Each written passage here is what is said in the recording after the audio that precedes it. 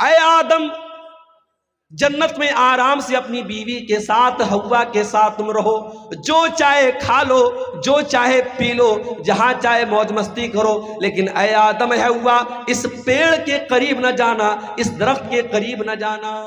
اللہ نے منع کر دیا ایک پیڑ کے بارے میں، اس پیڑ کے قریب مت جانا۔ اب ہمارا نوجوان کیا پوچھتا ہے، شیخ صاحب اس پیڑ کا نام کیا تھا، تجھے کھانا ہے کیا؟ کیوں پوچھتا ہے؟ ہماری عادت ہے فضول سوالات کرنے کی، جس سوال کا کوئی مقصد نہیں وہ سوال کرتے ہیں۔ آدم علیہ السلام کو اللہ تعالیٰ نے ایک پیڑ کے قریب جانے سے منع کیا، پیڑ کس چیز کا تھا، اس کا کیا مطلب ہے؟ اللہ نے پیڑ کا نام نہیں لیا ہے، ہمیں جاننے کی ضرورت بھی نہیں۔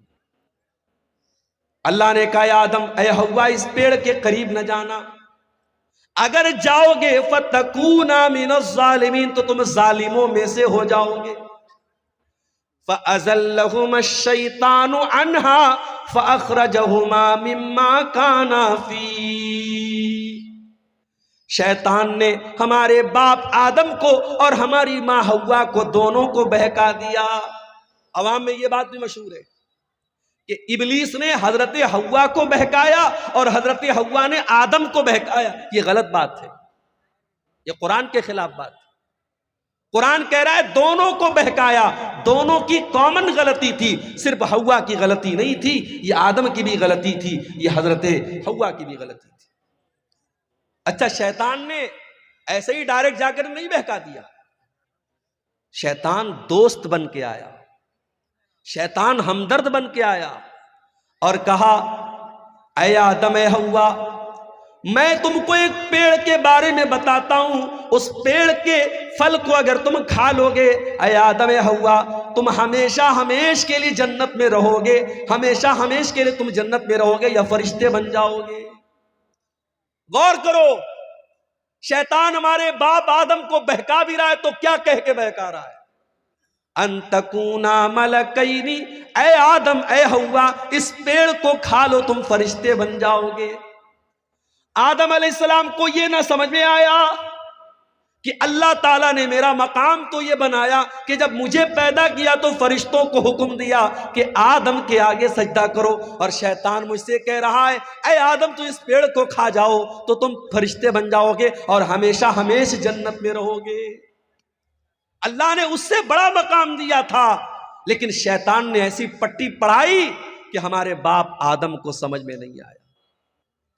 پتہ یہ چلا میرے بھائی ہم اسی آدم کی اولاد ہیں، اور ہم بھی شیطان کے آگے بے بس ہو جاتے ہیں اور کمزور پڑ جاتے ہیں اور اکثر شیطان کی چالوں میں آ جاتے ہیں۔ اور یہ بھی پتہ چلا شیطان دشمن بن کر کے نہیں آتا، شیطان دوست بن کر کے آتا ہے۔ وَقَاسَمَهُمَا إِنِّي لَكُمَا لَمِنَ النَّاصِحِينَ، شیطان نے قسم کھائی، کہا اے آدم میں قسم کھاتا ہوں اللہ کی، میں تمہارا بھلا چاہتا ہوں، میں تمہارا برا نہیں چاہتا۔ ہمارے سامنے کوئی اللہ کی قسم کھا لے، میں مارکیٹ میں جاتا ہوں، سامان خرید لیا، سامان کا ریٹ پوچھا دکاندار سے، اس نے کہا 100 روپے کا ہے، مجھے لگا یار کچھ مہنگا مل رہا ہے، میں نے کہا یار 90 کا دے دو، کہتا ہے مولوی صاحب اللہ کی قسم میں نے 80 کا خریدا ہے۔ اب مولوی صاحب دکان پر گئے، دکاندار نے اللہ کی قسم کھا لی تو مولوی صاحب تو بیچارے مولوی صاحب ہوتے ہیں، اللہ کا نام سن کے پگھل جاتے کہ بیچارہ قسم کھا رہا ہے تو جھوٹ تو نہیں بول رہا ہوگا۔ اللہ والے اللہ کے نام پر بڑی آسانی سے بیوقوف بن جاتے ہیں، یہ جملہ نوٹ کر لو، اللہ والے اللہ کے نام پر بہت آسانی سے بیوقوف بن جاتے ہیں۔ حیدرآباد جیسی سرزمین پر میں گیا، وہاں لوگوں نے بتایا مولوی صاحب بڑی بڑی داڑھی والے اور ماتھے پر سجدے کا نشان رکھنے والے آج بزنس میں حالت یہ ہے، لاکھوں اور کروڑوں کا لوگوں کا مال لے کر کے بیٹھے ہوئے ہیں، دکان بند کر کے غائب ہیں اور لوگ پریشان ہیں، کتنے لوگوں نے مال بیچا ہے، پیسہ لینے کے لیے جا رہے تو دکان بند ہے، داڑھی اتنی بڑی ہے اور سجدے کا نشان اتنا بڑا ہے، آدمی دھوکہ کھا گیا کہ اتنا نیک انسان ہے، یہ تو فراڈ نہیں کرے گا، یہ تو دھوکہ نہیں کرے گا۔ میرے بھائیوں اللہ والے اللہ کے نام پر بڑی آسانی سے بیوقوف بن جاتے۔ ابلیس نے قسم کھائی، کہا میں تمہاری بھلائی چاہتا ہوں۔ آدم علیہ السلام نے اس کی بات مان لی اور اس پیڑ کو کھا لیا جس پیڑ کے قریب بھی جانے سے اللہ نے منع کیا تھا۔ اچھا اللہ نے یہ نہیں کہا تھا مت کھاؤ، اللہ نے یہ بھی نہیں کہا اے آدم پھل مت توڑو، اللہ نے کہا پھل کے قریب بھی مت جاؤ۔ آپ کہیں دیکھتے ہوں گے جہاں الیکٹرک پول ہوتا ہے اور وہاں پہ کرنٹ اور پاور ہوتا ہے تو اس پہ لکھا رہتا ہے خطرہ، بڑے بڑے دو اس میں کھوپڑی بنی رہتی ہے اور دو ہڈیاں بنی رہتی ہیں اور بیچ میں لکھا رہتا ہے خطرہ، تاکہ آدمی دور سے الرٹ ہو جائے کہ اس میں خطرہ ہے۔ جس گناہ کے بارے میں اللہ کہہ دے قریب مت جاؤ، اس کے قریب بھی نہیں جانا چاہیے۔ میرے نوجوان ساتھیوں، آج سماج میں زناکاری اور بدکاری عام ہوتی چلی جا رہی ہے، اور آج موبائل کا استعمال زناکاری کے ایک آلے کے طور پر ہو رہا ہے۔ آج موبائل پر ہونے والی ایک چیٹنگ کہاں پر جا کے ختم ہوتی ہے کوئی نہیں جانتا۔ آج کتنے زنا کے واقعات ہوئے جس کی شروعات ایک مس کال سے ہوتی ہے، ایک رانگ نمبر سے آئی ہوئی کال سے ہوتی ہے، ایک غلط نمبر سے آئے ہوئے میسج سے ہوتی ہے۔ میرے پیارے بھائیوں، اسی لیے اللہ قرآن میں جب زنا کا نام لیتا ہے تو یہ نہیں کہتا ہے کہ زنا مت کرو، اللہ فرماتا ہے وَلَا تَقْرَبُوا الزِّنَا إِنَّهُ كَانَ فَاحِشَةً وَسَاءَ سَبِيلًا۔ میرے بندو تم زنا کے قریب بھی نہ جانا، یہ بڑا گندا کام ہے۔ اللہ نے قریب بھی جانے سے، اور اسی لیے مردوں سے کہا گیا جب چلو راستے میں تو اپنی نگاہوں کو جھکا کر چلو، عورتوں سے کہا گیا جب گھر سے نکلو تو پردے میں نکلو، اپنے گھر میں اپنے بھائی کے سامنے، اپنے باپ کے سامنے، اپنے محرم رشتہ دار کے سامنے بھی عورت سے کہا گیا وَلْيَضْرِبْنَ بِخُمُرِهِنَّ عَلَى جُيُوبِهِنَّ، اپنے دوپٹے کو اپنے سینے پر رکھو، اپنے سینے کو کھلا مت رکھو۔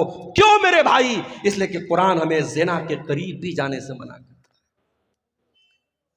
انڈیا کی حکومت نے اجازت دے دی، انڈیا سے کوئی عورت اگر حج کرنے جانا چاہتی ہے، عمرہ کرنے جانا چاہتی ہے، اسے کسی مرد کی ضرورت نہیں ہے، وہ اکیلی جا سکتی ہے، اسے کسی محرم کی ضرورت نہیں ہے۔ مگر آپ کسی عالم سے فتویٰ جا کے پوچھو، کٹیہار کا علاقہ ہے، مولانا رحمت اللہ صاحب بڑے عالم ہیں، شیخ انعام الحق مدنی صاحب بڑے عالم ہیں، اب جا کے پوچھو کہ شیخ صاحب عورت عمرہ کرنے جانا چاہتی ہے، اس کا کوئی محرم رشتہ دار نہیں ہے، کیا کر سکتی ہے؟ علماء جواب دیں گے نہیں کر سکتی ہے۔ کیوں؟ آج کے دور میں کوئی پرانے زمانے کی طرح سفر نہیں ہو رہا ہے، گھوڑے پہ سفر نہیں ہو رہا ہے، اونٹ پہ سفر نہیں ہو رہا ہے، فلائٹ کا سفر ہے۔ باغ ڈوگرا اور کلکتہ سے آپ فلائٹ پکڑیں اور ڈائریکٹ آپ سعودی عرب پہنچ جائیں، ریاض پہنچ جائیں، 4 گھنٹے میں آپ سعودی عرب پہنچ جائیں۔ آج کے دور میں تو کوئی خطرہ نہیں ہے، مگر علماء جواب یہی دیں گے کہ یہ قرآن، یہ نبی کا حکم ہے، یہ شریعت کا حکم ہے، ہمیں اس میں منطق نہیں لگانا ہے، ہمیں اس میں لاجک نہیں لگانا ہے۔ عورت کو اگر عمرہ کرنا ہے، حج کرنا ہے تو اس کا کوئی محرم رشتہ دار ہونا چاہیے یا اس کا شوہر ہونا چاہیے۔ میرے پیارے ساتھیوں، کیوں اسلام نے یہ حکم دیا؟ اس لیے کہ اسلام زنا کے قریب بھی جانے سے ہمیں منع کرتا ہے۔ اللہ نے کہا تھا یا آدم تم اس پیڑ کے قریب بھی نہ جانا، شیطان نے بہکایا اور آدم علیہ السلام نے اور ان کی بیوی حوا نے دونوں نے اس پیڑ کو کھا لیا، اس کے پھل کو کھا لیا۔ اب جیسے ہی دونوں نے پھل کو کھایا، قرآن کیا کہتا ہے؟ فَلَمَّا ذَاقَا الشَّجَرَةَ بَدَتْ لَهُمَا سَوْآتُهُمَا وَطَفِقَا يَقْصِفَانِ عَلَيْهِمَا مِنْ وَرَقِ الْجَنَّةِ، دونوں نے جب اس پیڑ کو کھا لیا تو دونوں کے بدن سے کپڑے اتر گئے اور دونوں ننگے ہو گئے۔ ہمارے باپ آدم بھی ننگے ہو گئے، ہماری ماں حوا بھی ننگی ہو گئی۔ ہائے ہائے، اب جیسے ننگے ہوئے، اچھا اس کا مطلب کہ جنت میں کپڑا تھا، اس کا مطلب کہ جنت میں کپڑا تھا، دونوں کپڑا پہنے ہوئے تھے، کپڑے اتر گئے، دونوں ننگے ہو گئے۔ اب ننگا رہنا ان کو پسند نہیں ہے۔ قرآن کہتا ہے دونوں اپنے آپ کو کور کرنے لگے، ڈھانپنے لگے، جنت کے جو پیڑ پودے تھے اس کے پتوں سے اپنی شرمگاہ کو ڈھانپنے لگے۔ پتہ یہ چلا کہ ننگا رہنے والا اور ننگی رہنے والی عورت یہ حضرت آدم کی اولاد میں سے کہلانے کی حقدار نہیں ہے۔ آدم کا کلچر یہ نہیں ہے، یہ حوا کا کلچر نہیں کہ ننگا رہا جائے۔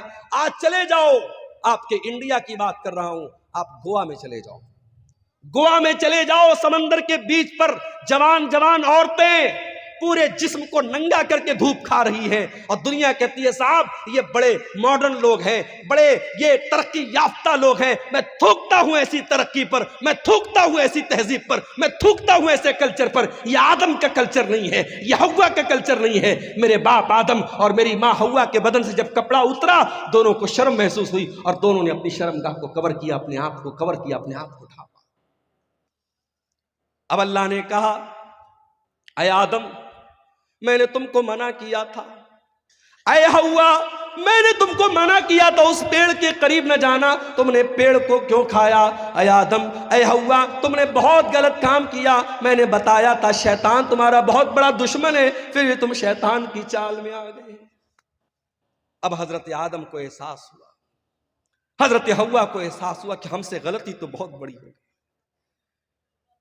اب دونوں نے اللہ کی بارگاہ میں ہاتھ اٹھایا، قالا ربنا ظلمنا انفسنا وان لم تغفر لنا وترحمنا لنکونن من الخاسرین۔ دونوں نے پکارا اے ہمارے پروردگار ہم نے یہ غلطی کر کے اپنے اوپر بہت بڑا ظلم کر لیا، بہت بڑا اتیاچار کر لیا۔ ایک نکتہ بتاؤں، ایک پوائنٹ بتاؤں، کوئی گناہ کرنے والا کسی اور پر ظلم نہیں کرتا ہے، سب سے پہلے وہ اپنے اوپر ظلم کرتا ہے۔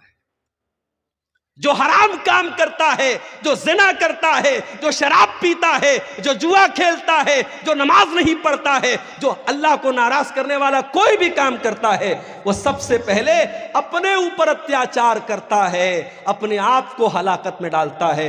ہمارے باپ آدم کی دعا ہمیں یہ سبق دے رہی ہے، ربنا ظلمنا انفسنا، اے ہمارے پروردگار ہم نے اپنے جان کے اوپر ظلم کیا ہے، وَإِن لَّمْ تَغْفِرْ لَنَا وَتَرْحَمْنَا، اور اے اللہ اگر تو نے ہمیں معاف نہ کیا اور تو نے ہم کو نہیں بخشا، تو نے ہم پر رحم نہ کیا، لَنَكُونَنَّ مِنَ الْخَاسِرِينَ، اے اللہ ہم سے زیادہ خسارے والا، ہم سے زیادہ نقصان والا کوئی نہیں ہوگا۔ اللہ نے توبہ قبول کی۔ دیکھو غلطی تو ابلیس نے بھی کی تھی، اللہ نے ابلیس سے کہا تھا آدم کو سجدہ کرو، ابلیس نے کہا میں نہیں کروں گا، ابلیس نے سجدہ نہیں کیا۔ غلطی ابلیس نے بھی کی، غلطی آدم نے بھی کی، مگر ابلیس کا طریقہ یہ ہے کہ غلطی کر کے ڈھٹائی کرو، چوری کر کے سینہ زوری کرو، گناہ کر کے گناہ کی دلیل دو، اور آدم کا طریقہ یہ ہے گناہ ہو جائے، غلطی ہو جائے، خطا ہو جائے، اللہ سے معافی مانگ لو۔ میرے بھائیو اب جو آدم کی اولاد ہے، جو آدم سے اپنا رشتہ جوڑتا ہے، اس سے اگر کبھی گناہ ہو جائے تو وہ توبہ کر لے۔ اسی لیے اللہ کے پیارے نبی فرماتے ہیں کل بنی آدم خطاء وخیر الخطائین التوابون، اے آدم کی اولاد تم سب کے سب گنہگار ہو، تم سب کے سب خطا کار ہو۔ آدم کا ہر بیٹا خطا کار ہے، حوا کی ہر بیٹی خطا کار ہے۔ اگر کوئی کہتا ہے صاحب مولوی صاحب میں نے آج تک کبھی کوئی گناہ نہیں کیا ہے، جھوٹ بول رہا ہے۔ کوئی یہ دعویٰ کر ہی نہیں سکتا اس نے کبھی کوئی گناہ نہیں کیا۔ ہر انسان کے دامن پہ کچھ نہ کچھ دھبے ضرور ہیں میرے بھائی، یہ الگ بات ہے۔ کسی کے دھبے نظر آتے ہیں اور کوئی چمکیلا کپڑا پہن کے اور وائٹ کلر کا کرتا پہن کے اور بہترین ٹوپی لگا کے نکلتا ہے، اس کا کپڑا اور اس کا اجلا کپڑا اس کے دامن کے سیاہ اس کے کارناموں کو چھپا لیتا ہے، مگر دامن سب کا گندا ہے میرے پیارے بھائیوں۔ اللہ کے نبی کہہ رہے ہیں آدم کے تمام بیٹے خطا کار ہیں، لیکن ہاں سب سے بہترین خطا کار وہ ہے التوابون، جو خوب توبہ کرتا ہو، جو خوب اللہ سے معافی مانگتا ہو۔ میرے پیارے ساتھیوں گناہ ہو سکتا ہے، گناہ کرنے کے بعد انسان کو توبہ کر لینی چاہیے۔ جانتے ہو گناہوں کی وجہ سے دنیا میں جتنی قومیں تباہ ہوئیں سب گناہ کی وجہ سے تباہ۔ قوم عاد کا نام سنا ہے؟ ارے آج یہ دنیا کی وہ طاقتیں جو غریب مجبوروں کو مار رہی ہیں، بے قصوروں کو مار رہی ہیں، جا کے بتا دو ان سے کبھی دنیا میں کوئی قوم عاد بھی آئی تھی؟ ایسی قوم تھی کہ بڑے بڑے پہاڑوں کو کاٹ کے مکان بناتی تھی، اور قوم عاد کے لوگ کہتے تھے من اشد منا قوہ، ہم سے پاورفل کوئی نہیں ہے، ہم سے طاقتور کوئی نہیں ہے، ہم سے شکتیشالی کوئی نہیں ہے۔ جانتے ہو اللہ نے انجام کیا کیا؟ فَأَمَّا عَادٌ فَأُهْلِكُوا بِالطَّاغِيَةِ، اللہ نے ایسا عذاب بھیجا کہ آسمان سے قوم عاد کے اوپر ایسی چنگھاڑ کی آواز آئی، ایسی آواز آئی، ان آواز کو سن کر کے ان کے کان کے ساتھ ساتھ ان کے دل بھی پھٹ گئے، ان کے کلیجے پھٹ گئے اور وہ وہیں پر مر گئے۔ ایسی آواز آئی آسمان سے، اپنے آپ کو طاقتور کہنے والے قوم عاد، ان کے کلیجے پھٹ گئے اور وہ مرے پڑے رہ گئے۔ وَأَمَّا ثَمُودُ وَأَمَّا عَادٌ فَأُهْلِكُوا بِرِيحٍ صَرْصَرٍ عَاتِيَةٍ سَخَّرَهَا عَلَيْهِمْ 7 لَيَالٍ و8 أَيَّامٍ حُسُومًا فَتَرَى الْقَوْمَ فِيهَا سَرَعَىٰ۔ قوم سمود کے اوپر عذاب آیا، آسمان سے آواز آئی، اور قوم عاد کے اوپر کیا عذاب آیا؟